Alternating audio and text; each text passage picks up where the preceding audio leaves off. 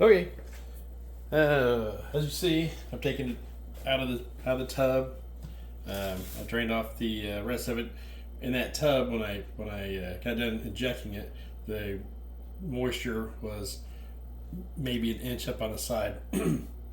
After it sat in the refrigerator for a couple hours, I rolled it over. About every 2 hours, I'd roll it over, and the moisture was basically up and over, pretty close to the top. Wasn't totally covering it, but I made more. It would have. Anyway, I've taken the seasoning, took mustard, smeared it with mustard. Don't technically, you don't have to do that. Doesn't add any flavor. Doesn't hurt it. Pepper's your friend when you're trying to make a bark on your stuff. Sugar, however, is not your friend. Sugar will burn. It'll caramelize. So if we're doing direct heat, I'd worry about this. But being pork, it's going to be a lot of moisture is going to come out because I injected it. But in this rub here, I made myself, and it's got sugar and salt and a bunch of other stuff. But it would be Meat Church. I mean, there's so many different rubs out there. You can just use salt and pepper and make a perfectly awesome one. But pepper is really important. So you need pepper because that helps you make your bark. So if you want one that has a lot of bark, use more pepper, less sugar. This one, like I said, has sugar in it. It has brown sugar and it has turbinized sugar in it. But anyway, I make it, put it in Old Spice bottles. So I got this side done. I got all the sides done, and I got the meat side. I always cook mine meat side up. You can cook yours however your smoker works. The Traeger, all the heat comes up from the bottom, but I cook over a water pan, so the heat really comes across the top. Actually, I have it elevated above a water rack, or a water pan, so it's going to go all the way around it. But I've always cooked fat side up. Most of my cookers. I've only had one cooker where the heat actually came up from the bottom, and I wanted to protect the meat, so I cooked it fat side down. Same with the brisket. But this has been sitting out for about 15 minutes. You can see all the stuff starting to sweat in. I still got some that's dry back here. It'll fall off, but anyway, don't rub it. Just pat it. You know it's called a rub.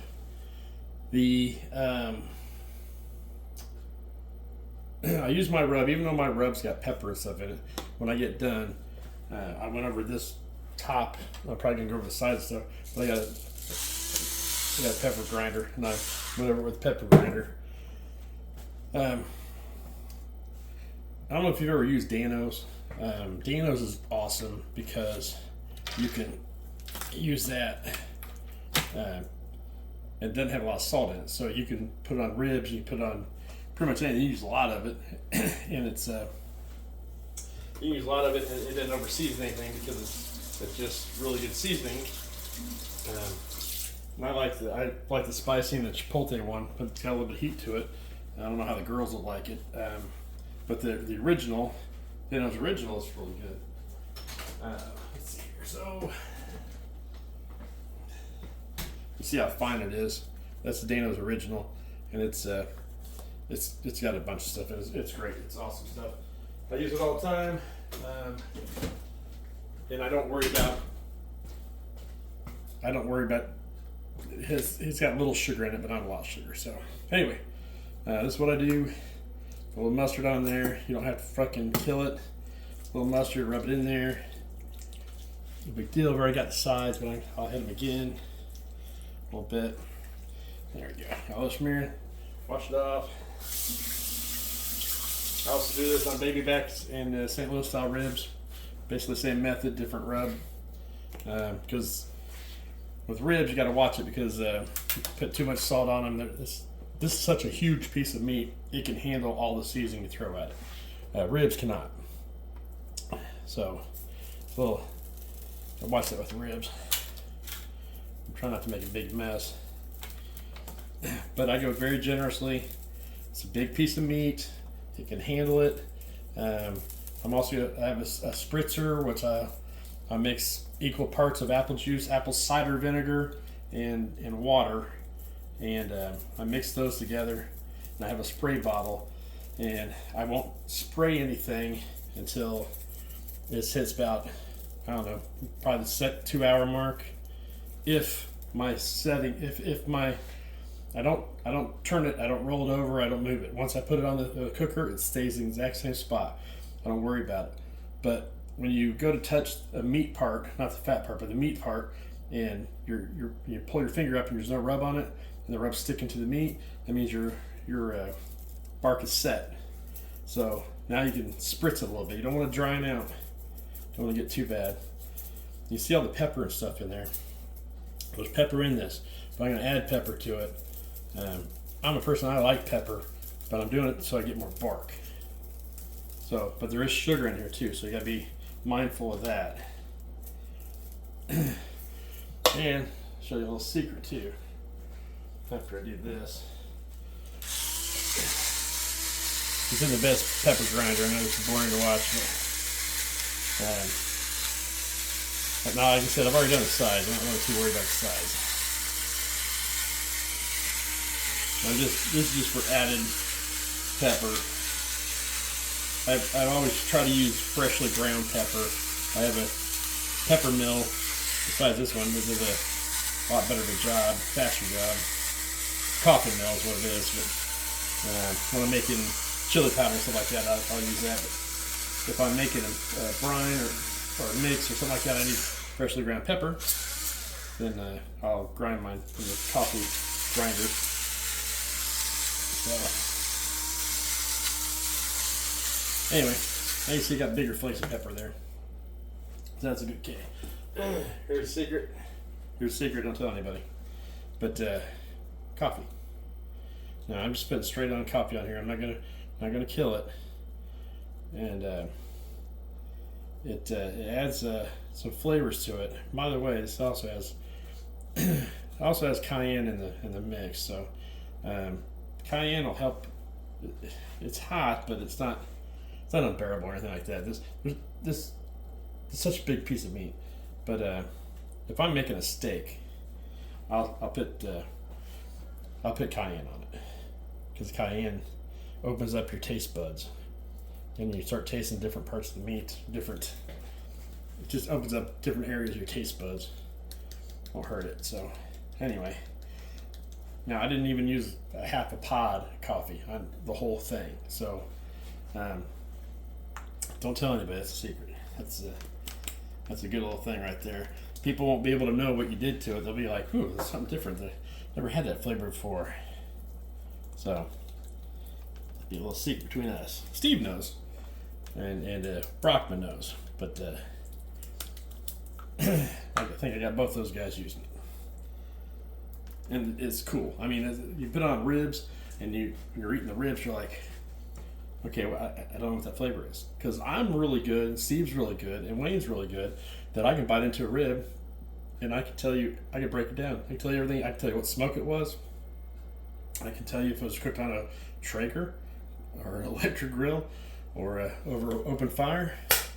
I can tell you exactly, pretty much, I can nail probably 90% of what you have in the rub.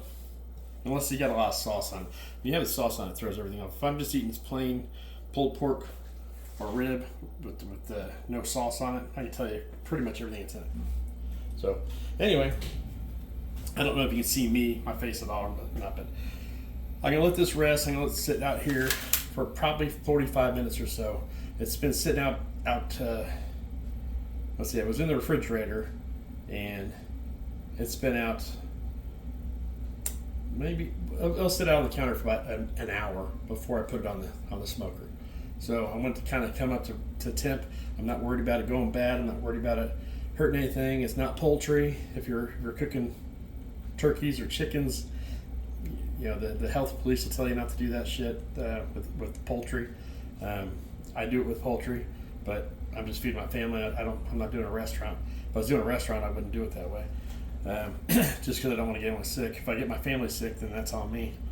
But but as far as like steak and pork, I always let it sit out. I don't let it come to room temperature, but internally it'll be 50, 60 degrees before I throw it out there. Because if you don't, it's just gonna take forever to cook. Now this is gonna go on the smoker, and I cook everything at the. Since I'm cooking on the Traeger, if I was cooking on my stick burner, I'd cook it at in between 225 and 250. My stick smoker, it's about a 50-degree variable. So once I see it, the temp starts dropping, I add fuel to it, it kicks it up, it gets about 275, drops about 225. So it stayed in a 50-degree bubble somewhere in there. My kettles, I can cook. I can get those locked in to a temperature, and they'll run at like 225, 250, somewhere in there. Mainly 225, and I'll cook at that the entire cook. My Traeger, however, I got a super smoke thing on there, and the super smoke does it at 180 degrees. So I'll do the 180 degrees for the first 2 hours, then I'll bump it up to 225. And I'll leave it at 225 until it hits the stall. Now if it hits the stall at 165, 155, 165, 170, and just hangs there for hours, and I don't want to wrap it, I don't increase the temperature. I just let it ride, and it'll go. You don't want to increase the temperature on this stuff. You want to get a temperature and set. If you want to cook at 350, which I do not advise because that's not low and slow, you could. You can cook it hot and fast. It's going to be tough. You cook it low and slow, has time for all the stuff to break down, the fibers break down. Does a great job. So my Traeger, I'm going to cook 180 degrees for 2 hours. I'm going to bump it up to 225 or 235, somewhere in there, whatever temp is. I'll let it ride. If it stalls out at 165, 170, I'll wrap in tin foil, which I'll video that if I do that, and then that's how I'll cook the rest of the way through. By that time, this will all be set. You'll be able to touch it, and you won't be able to show anything. So anyway, sometimes I've tied these up to make it more solid, but I kind of like the shape of it right now. When you do ribs on a grill or a smoker, it's the same thing with this. However it sits on the cooker, that's exactly the form it's going to stay. So like with ribs, you want to bunch them up together. That way the meat's fatter. It cooks more evenly all the way across. You don't want it to be stretched out or curved around, stuff like that. So that's a little tip on ribs. These, sometimes I'll tie them. I'll get the string and tie them up, and it'll cook. But this is a really nice shape. It's not, one end's not real small, while the other end's real big, where it's going to cook unevenly. I might push it in a little bit when I put it on the rack. I'm going to cook it on a rack like this, but it's actually, I made a little elevated rack that sits about like this over a pan.